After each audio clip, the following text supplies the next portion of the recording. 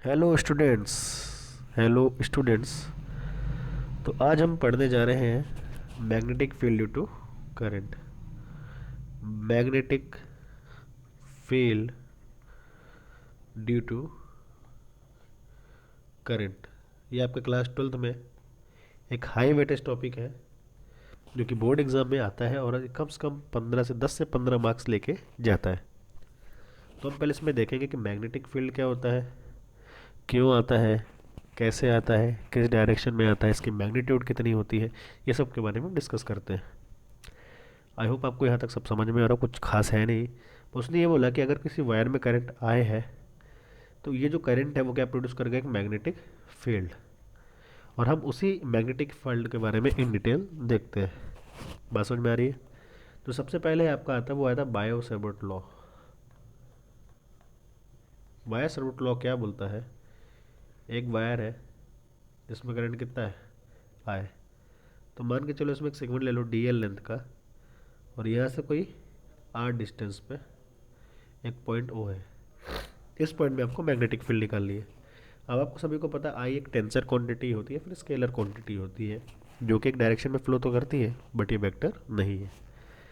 तो हम D L को एक डिस्प्लेसमेंट वेक्टर मानते हैं और इसकी जो डायरेक्शन होती है वो करंट की डायरेक्शन के समान होती है, मतलब ऊपर जा रहा तो ऊपर को, नीचे आ रहा तो नीचे को। तो बायोसावर्ट ने बोला था, और एक बात और दी है कि इस डी एल और इस आर के बीच का एक एंगल होता है थीटा।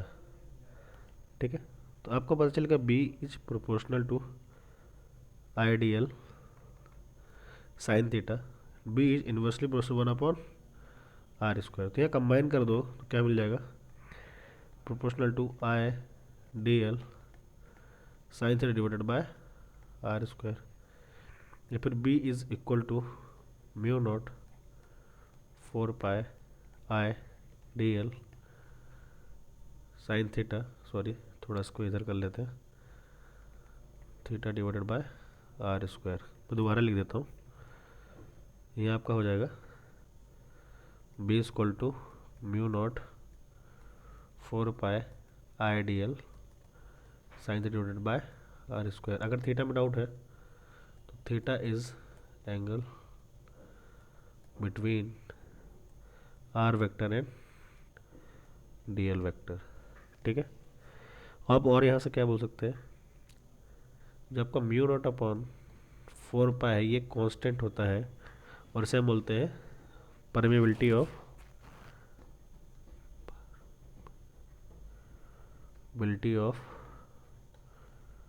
फ्री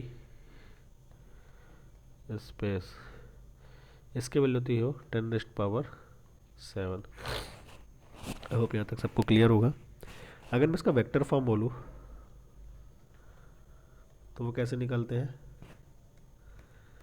वेक्टर फॉर्म लिखते हैं B vector is equal to mu naught 4 pi I D L cross R vector. अब आर ऊपर आ चुका है तो डी एल क्रॉस आर को क्या बोल सकता हूँ मैं, R D L sine theta ना। तो वही हो गया, तो इधर आर क्यूब कर दूंगा मैं, तो इससे आर से आर कट के आर स्क्वायर ही बच जाएगा, आपका काम हो जाएगा। तो आपको यहाँ तक क्लियर होगा। तो ये सीधा फॉर्मूला आपसे पूछ लेता है, फिर इसके बाद आता है डायरेक्शन ऑफ मैग्नेटिक फील्ड।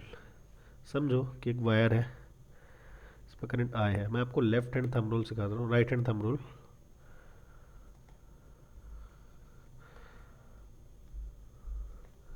थोड़ा सीखने की ट्राई करना, या फिर किसी वीडियो पे देख सकते हैं आप इन डिटेल। उसमें क्योंकि आई करंट ऊपर जा रहा है तो आपको आई, और जो आपका थंब होता है उसको आपको करंट की डायरेक्शन में रखना है। ये थंब है, उसको आपको करंट की डायरेक्शन में रखना है। जैसे पाम होता है ना आपका, ये पाम, उसे आपको खोलना, मान के चलो आपको पॉइंट इधर पे है तो आपको एक करंट की डायरेक्शन बताएगा, और आपके आपके पाम्स को ओपन करना है, पाम्स या फिर फिंगर्स आर की डायरेक्शन बताएंगे। तो आपने कर लिया, अब आपको क्या करना है, इसे क्लोज करना है, कर्ल करना है, क्लोज योर पाम्स।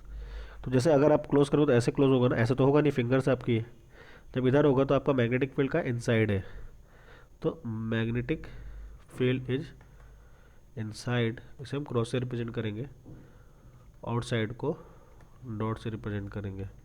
ठीक है, मतलब ये अंदर जा रही है, मान के चलो इधर होता है तो सेम आप करो, उल्टा ऐसे आ जाएगा तो इधर को जाएगा।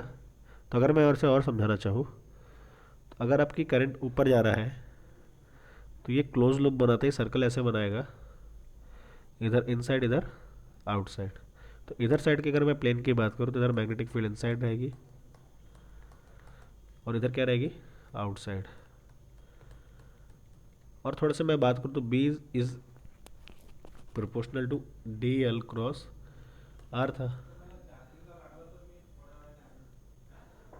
Direction of magnetic field is perpendicular to D L and R vector. तो आपको एक बात तो क्लियर है कि जो angle between D L and R 90 degree to, sorry, angle between B and D and R R 90 degree. मतलब जो आपकी मैग्नेटिक फील्ड होगी वो डी एल और आर से कैसी होगी, आपस में परपेंडिकुलर होगी। तो अगर आई की डायरेक्शन एल की ये है और आर की है तो इनके बीच का एंगल भी 90 है, तो जो मैग्नेटिक फील्ड है वो इनसाइड हो जाएगी, तो इससे भी 90 और इससे भी 90 इंडिविजुअली दोनों से परपेंडिकुलर होगी। जो फर्स्ट एप्लीकेशन है वो, तो फर्स्ट आते हैं application of Biot-Savart law, BSL। सीधे मैं लिख रहा हूँ, पूरा नहीं लिखूंगा, समझदार हो। तो पहले आता है magnetic field due to current carrying wire. मान के चलो एक सर्कुलर वायर है, रिंग है, जिसकी रेडियस r है, उसके सेंटर से x डिस्टेंस पर एक पॉइंट है। अब मुझे क्या करूँगा, मैं इधर एक सेगमेंट मारूंगा dl का, जैसे आपने पहले पढ़ा है। तो ये लेंथ कितनी हो जाएगी, √r² प्लस x², है ना। अब करंट कुछ ऐसा जा रहा है, तो अब थोड़ा सा इसको इन डिटेल देखें तो सर्कल होगा ऐसा और ऐसा, ये एंगल कितना हो जाएगा, 90 डिग्री। तो डी भी आपका कितना हो जाएगा, μ0 4π IDL sin 90 divided by r² plus x²। Under root हट गया ना स्क्वायर करने पे, बस मैंने सीधा लिख दिया। अब थोड़ा सा मैं और समझाना चाहूँ, थोड़ा एक इंटरेस्टिंग चीज़ है यहाँ पे देखिएगा।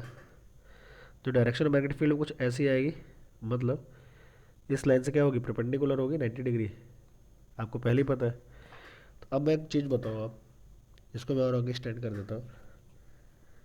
अगर ये एंगल थीटा है, ठीक है, मैं एक नॉर्मल ड्रॉ कर रहा हूँ यहाँ से, ये एंगल थीटा तो कितना हो जाएगा, 90 माइनस थीटा।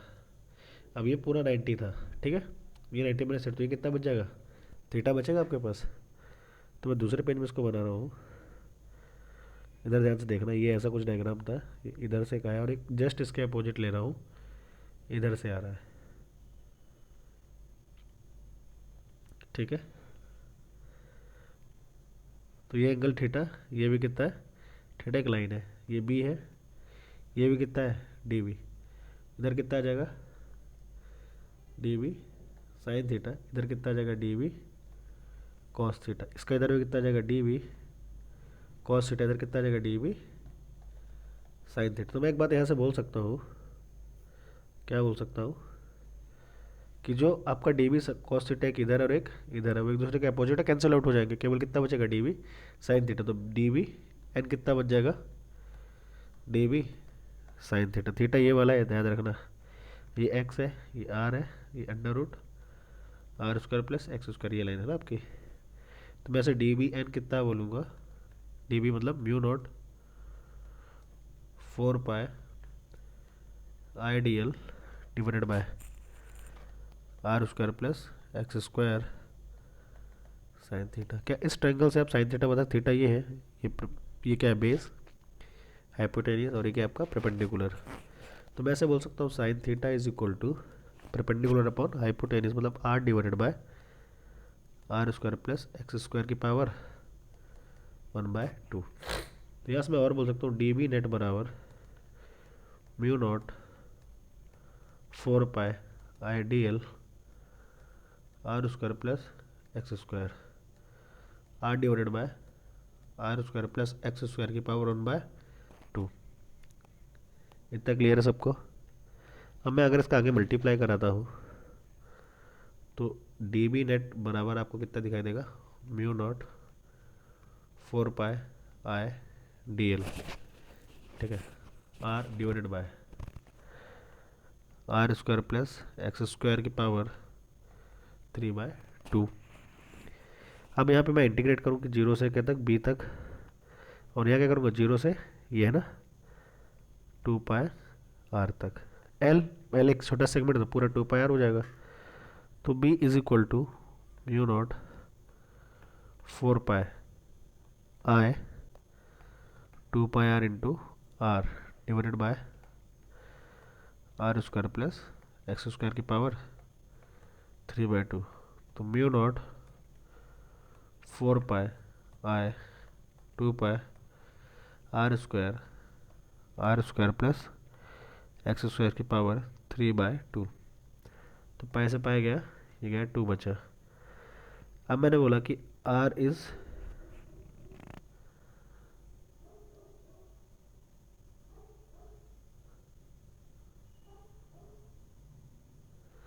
अब देखो नॉर्मली एक केस हो सकता है कि X is much much much greater than R, मतलब बहुत दूर है, उसके आप वैल्यूज रख लेंगे, बट आपसे ये नहीं पूछता है। तो ये आपसे क्या पूछता है? At centre of coil. तो बी आपका कितना बचा था आपको यह पता होना चाहिए। Mu naught I R square 2 R square plus X square की पावर 3/2। तो एट सेंटर तो एक्स बराबर क्या हो जाएगा, 0। B at centre mu naught I R square 2 R cube हो जाएगा, ये 0 हो जाएगा, ये 2 से 2 कटेगा, 3 बचेगा, इससे कटेगा। तो mu naught I divided by 2 R B at centre. ये क्लियर होगा आपको आई थिंक। अगर मान के चलो एन नंबर ऑफ टर्न्स हो जाए तो क्या हो जाएगा, एन नंबर ऑफ टर्न्स हो जाए तो बी एन पी सी कितना आ जाएगा, mu naught N I divided by 2 R. अब ये तो पूरे क्लियर हो गया है ना। ये मोस्ट इंपॉर्टेंट है, आपको ये अच्छे से पता होना चाहिए, बोर्ड एग्जाम में इसका डेरिवेशन आता है सीधा। एक दूसरा आपका है magnetic field due to infinite long current carrying wire. Infinite long current carrying wire है, तो आप एक पॉइंट ले लीजिए, इस पॉइंट में कितना होगा, कितने डिस्टेंस पे, ये 8 डिस्टेंस पे है। तो इधर साइड मैग्नेटिक फील्ड इनसाइड, इस साइड आउटसाइड, ये आपको बता चुका मैं, राइट हैंड थंब रूल्स लगा लीजिएगा। तो इस पॉइंट ओ पॉइंट में मान के चलो magnetic field B is equal to mu naught I divided by 2 pi R, ठीक है। अगर हम इसके जनरल केस की बात करूँ तो इसका जो जनरल केस बनता है वो क्या है आपका, मान के चलो एक वायर है, लिमिटेड करंट कैरिंग वायर है, ये दो पॉइंट्स मैंने मिला दिए, ये एंगल कितना है थीटा 1, ये एंगल कितना है थीटा 2, आई करंट है और ये डी डिस्टेंस है। तो यहाँ से बोल सकता हूँ B is equal to mu naught I divided by 4 pi D sine theta 1 plus sine theta 2। ये आपका फॉर्मूला जेई नीट में काम आता है, स्कूल में नहीं आता, बट मैंने इन शॉर्ट बता दिया है। यही जब आप थीटा 1 तो थीटा 2 बराबर 90 करते हैं तो इनफाइनाइट हो जाता है, और mu naught I divided bye sorry 4 pi D 2 pi D हो जाता है। आई होप मेरे को सब आपको बातें समझ में आ रही होंगी, ठीक है। इसके बाद आपका क्या आता है, magnetic field due to moving charge. मान के लिए एक पार्टिकल, चार्ज पार्टिकल है जो वी वेलोसिटी से क्यू चार्ज के साथ भाग रहा है। इससे आपने सेम वही आर डिस्टेंस पे थीटा एंगल पे पॉइंट ले लिया ओ, इस पॉइंट में कितना हो जाएगा, b is equal to mu naught 4 pi, ये आपका कांस्टेंट हो गया, Q B sine theta divided by R square. ये आपको सीधे याद करना है और ये आपका काम आएगा, कभी आया तो सीधे ही आता है और घुमा के नहीं पूछता वो आपसे। इसके बाद आपका जो नेक्स्ट और मोस्ट इंपॉर्टेंट आएगा वो है एम्पियर सर्कुटल लॉ। एम्पियर सर्कुटल लॉ क्या बोलता है, line integral of magnetic field through a closed current carrying wire is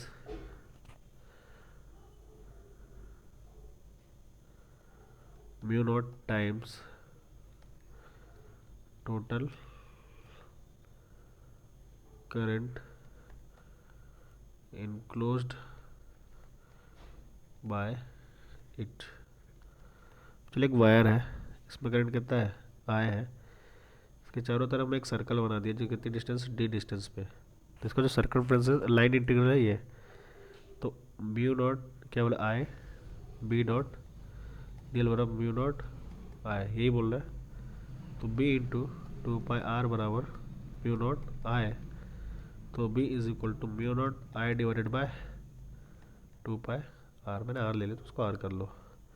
ये आपका क्या एम्पियर सर्कुटल लॉ है और उसका एक एग्जांपल है, ये एप्लीकेशन है। आई होप मेरे को आपको ये सब बातें समझ में आ रही होंगी। ये एम्पियर सर्कुटल लॉ हो गया। इसके बाद जो इसमें आता है वो है मूविंग फोर्स ऑन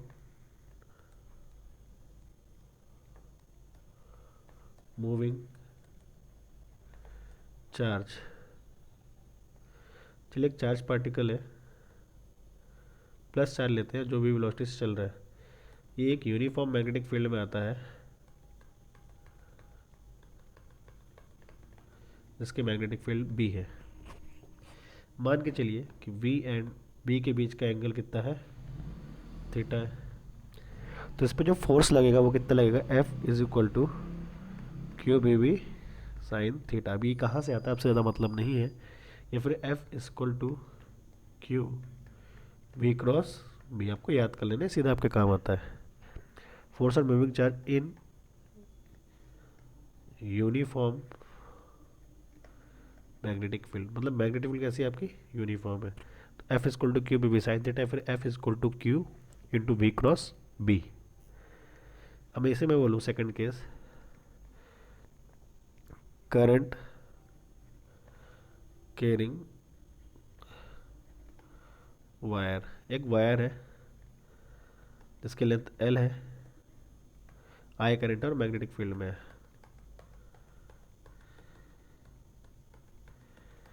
तो और वही है कि डी एल एंड पी के बीच का एंगल कितना है, थीटा, तो ये एफ हो जाएगा I D L B sine theta, ये फिर F vector is equal to I D L cross B, ये आपका वेक्टर फॉर्म हो गया। आई करंट है, बस ध्यान देना कि आई को ही लिया जाता है ना, करंट कैरिंग वायर पे फोर्स इतना लगेगा। अब मान के चलो आपका charge, moving charge in uniform magnetic field में रख दिया जाए, तो मान के चलो परपेंडिकुलर इंटर कराता हूँ मैं, आपका एक चार्ज क्यू है जिसकी वेलोसिटी कितनी है, वी है, और इस मैग्नेटिक फील्ड में इंटर कर रहा है। मान के चलो angle between V and B, इस मैग्नीट्यूड बी है, इस 90 डिग्री में ये मान के चलता हूँ, तो एफ बराबर क्या हो जाएगा, क्यू वी बी हो जाएगा। मान के चलो जैसे ही इंटर करेगा तो इस पर फोर्स डायरेक्शन ये हो जाएगी perpendicular to F, perpendicular to B and B, तो ये आपको दिखाई देगा कि ये कुछ ऐसा मोशन कर रहा है, मतलब हर बार टेंजेंट लग रहा है, तो आपको कैसा मोशन करेगा, ये सर्कुलर मोशन करेगा, मतलब हर बार इसको परपेंडिकुलर डायरेक्शन में लगेगा, हर बार डायरेक्शन चेंज करता जाएगा। तो एक बार और समझना कि work done by this force is equal to क्या हो जाएगी, जीरो, कि फोर्स और डिस्प्लेसमेंट हमेशा कहाँ है, 90 डिग्री पे है। बात समझ में आ रही है? तो आपका जो एफ है वो as a centripetal force act करेगा, किसकी तरह, सेंट्रीपिटल की तरह, और ये मोशन कैसा करेगा, सर्कुलर मोशन करेगा। तो अब यहाँ से अगर मैं बोलूँ कि सर्कुलर मोशन अगर कर रहा है वो, तो इस पर सेंट्रीपिटल फोर्स है, सेंट्रीपिटल फोर्स कितना होता है, M V square by R, और इसको कौन जनरेट कर रहा है, क्यू बी बी। तो बी से एक बी काट दो, तो M V divided by Q B क्या आ जाएगा आपकी आर, ये क्या है, रेडियस ऑफ सर्कल। जब आपको आर मिल गया तो आपको क्या, मैं टाइम पीरियड बता सकता हूँ क्या, टाइम पीरियड क्या होगा, 2 pi R divided by B, 2 pi upon V R कितना है आपका, M V divided by Q B काट दो, 2 pi M divided by Q B आपका क्या आ गया, टाइम पीरियड। अगर टाइम पीरियड आ गया तो फ्रिक्वेंसी आ सकती है क्या, एफ इजक्वल टू 1/t, तो Q B divided by 2 pi M. Omega आ सकता है क्या, बिल्कुल आ सकता है, 2 पाई एफ होता है ना वो, तो Q B divided by M आपका ये है। इसमें जो एक इंटरेस्टिंग बात है वो थोड़ा सा ध्यान देना है कि प्रोटॉन, एक अल्फा पार्टिकल और एक alpha beta double charge helium atom. इसमें क्या होता है, चार्ज ई होता है, इसका भी ई होता है, इसका कितना होता है 2e, इसका मास m होता है, इसका 2m, तो इसका कितना होता है 4m। ठीक है, अगर आपका प्रोटॉन है तो उसका चार्ज ई होगा, अल्फा पार्टिकल तो भी ई होगा, और हीलियम है तो डबल चार्ज होता है तो 2e हो जाएगा। इसका मास m है, इसका 2m, इसका 4m। अगर ये याद है तो आप सभी का रेशियो निकाल सकते हैं। नीट जेई में इससे हर साल एक क्वेश्चन बनता है। साइक्लोट्रॉन आपका कोर्स एलिमिनेटेड है तो उसे आपको पढ़ने की कोई ज़रूरत नहीं है। ठीक है, तो आई थिंक आपने यहाँ तक कर लिया है। आप जो आपका इम्पोर्टेंट एक टॉपिक आ रहा है वो है कॉइल इन यूनिफॉर्म मैग्नेटिक फील्ड, है ना, कॉइल, करंट कैरिंग कॉइल इन uniform magnetic field, current carrying, यह लिख लेना, करंट कैरिंग कॉइल इन यूनिफॉर्म मैग्नेटिक फील्ड। मान के चलिए एक मैग्नेट है, ये नॉर्थ पोल, इधर क्या है आपका साउथ पोल है, इस पर एक कॉइल है बीच पर रखी हुई है, इसमें मैंने करंट फ्लो कराया। तो आपको एक बात पता है कि अगर ये मैग्नेट है तो यहाँ नॉर्थ से साउथ क्या जाएगी, मैग्नेटिक फील्ड जाएगी। ठीक है, और आपको जो कॉइल है उस पर करंट फ्लो हो ही रहा है, इधर ऐसे, इधर ऐसे, और इधर ऐसे, इधर से इंटर करा के निकल जाएगी। तो आप देखें तो इन दोनों में जो डायरेक्शन ऑफ करंट और जो बी है वो दोनों सेम है, तो इस पर कोई मैग्नेटिक फोर्स फील नहीं होगा। बट अगर मैं नाम दूँ ए बी सी डी, तो ए बी और सी डी वाले केस में आपका मैग्नेटिक फोर्स फील होता है। तो इस पर कहाँ मान के चलो ऊपर होगा, इसमें कहाँ जाएगा, नीचे। और मैं इस लाइन के लॉन्ग रीड आउट कर रहा हूँ, तो इधर भी एफ होगा, इधर भी कितना होगा एफ, तो नेट फोर एफ नेट तो क्या हो जाएगा, जीरो हो जाएगा। बट यहाँ क्या जनरेट हो जाएगी, टॉर्क, क्या जनरेट हो जाएगी, टॉर्क। अब हम टॉर्क को समझते हैं कि मान के चलिए स्क्वायर होता है तो सबकी साइड एल है, इसकी भी एल, इसकी भी एल, इसकी भी एल, इसकी भी एल, तो यहाँ से डिस्टेंस कितनी हो जाएगी, L/2, यहाँ से तक डिस्टेंस L/2। तो एफ की अगर मैं वैल्यू निकालना चाहूँ कितना होगा, ILB, साइन 90 लिखने का मतलब नहीं है। ठीक है, फोर्स हो गया, तो इसमें भी एफ, इसमें भी एफ। तो आपका जो टॉर्क होता है, टॉर्क नेट क्या हो जाएगा, τ1 प्लस τ2। अगर आप इसे समझना चाहें तो इस वाले पे τ1 आएगा, कहाँ को आएगा, क्लॉकवाइज, इसमें भी कहाँ आएगा, क्लॉकवाइज, दोनों सेम डायरेक्शन में है, तो τ1 प्लस τ2। मैं आपका रिवीजन करवा रहा हूँ, आपको थोड़ा बहुत बेसिक नॉलेज होना चाहिए। तो मैं ऐसे बोल सकता हूँ tau net is equal to F L/2 sine theta plus F L/2 sine theta. तो ऐसे क्या बोल सकता हूँ, एफ एल साइन थीटा बराबर टाउ नेट। आपका एफ क्या है, ILB plus L sine theta, तो यहाँ से लिखा रहा IL² साइन थीटा। अब थीटा क्या है, जो आपकी कॉइल रखी है और ये जो मैग्नेटिक फील्ड है ना इधर, तो ये इसका नॉर्मल एक ड्रॉ करो और मैग्नेटिक फील्ड के बीच के एंगल को ही क्या बोलेंगे, थीटा, जो कि ओरिएंटेशन के कारण चेंज हो रहा है। तो आपका जो एल स्क्वायर है वो क्या एरिया नहीं हो जाएगा, तो आई ए बी साइन थीटा। अगर ये एक टाउ नेट आ गया आपका, है ना, अभी तो एक टन के कारण है, अगर मान के चलो नंबर ऑफ टन्स एन हो जाए तो टाउ नेट कितना हो जाएगा आपका, N I A B sine theta. तो एक बात बताना, आई एन ए ये जो टर्म्स है क्या कांस्टेंट है, तो टाउ नेट क्या हो जाएगा, एम बी साइन थीटा। मैं एम को क्या बोल रहा हूँ, आई एन ए, इसे हम बोलते हैं मैग्नेटिक डाइपोल मूवमेंट, ठीक है। और इसकी डायरेक्शन होती है वो नॉर्मल टू एरिया होती है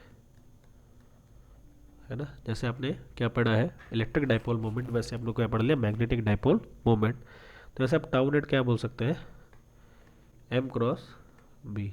अगर आपको याद हो तो टाउ नेट इलेक्ट्रिक फील्ड में क्या होता था, पी क्रॉस ई, इलेक्ट्रोस्टैटिक में ना।